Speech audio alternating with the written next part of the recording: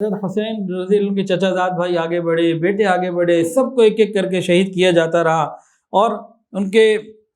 قاسم بن حسن، حضرت حسن کے بیٹے تھے، ان کو بھی شہید کیا گیا، ان کی لاش اٹھا کے بھی انہوں نے رکھی، جہاں اور لاشیں لگتے چلے جا رہے تھے۔ اس وقت انتہائی تکلیف کے عالم میں تھے، غم کے عالم میں، زخموں سے چور چور۔ اپنا چھوٹا دودھ پیتا بچہ وہ بلوایا، اپنی گود میں رکھا، اس کو پیار کر رہے ہیں، ظالموں نے اس بچے کو نہ چھوڑا، تیر مارا جو سیدھا اس بچے کے گردن یا چہرے پہ لگا، وہ بچہ بھی شہید ہو گیا۔ انہوں نے اس بچے کے خون سے مٹھی بھری اور زمین کو اس کے ساتھ جو ہے وہ لگایا، اور پھر اللہ رب العزت کے سامنے دعا کی، اے اللہ ان ظالموں سے تو ہی انتقام لے۔ اس کے بعد یہ فرات کے قریب تشریف لے جانے لگے کہ پانی کچھ پی لیں، اور شمر 10 آدمی لے کے آگے بڑھا کہ اکثر ساتھی تو شہید ہو چکے، اب تقریباً اکیلے تھے کہ ان کو جو ہے وہ شہید کر دیا جائے۔ اب لوگ بھی ڈر رہے تھے کہ حضرت حسین کے قتل کا ذمہ کون اپنے سر لے، تو کوئی ایک اکیلا آگے نہیں بڑھ رہا تھا۔ تو شمر نے سب کو حکم دیا اور لوگوں کو بولا کہ سارے اکٹھے حملہ کرو۔ وہ اکٹھا حملہ کیا گیا۔ اہل تاریخ اور اہل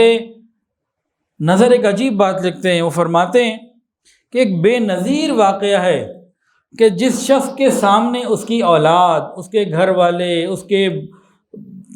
رشتہ دار اور اس کے ساتھی ایک ایک کر کے شہید ہو رہے ہوں،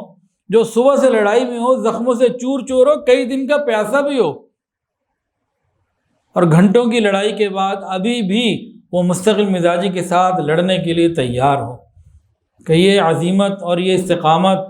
یہ حضور صلی اللہ علیہ وسلم کے نواسے کو ہی ملی۔ خیر، ایک بار حملہ کیا گیا تو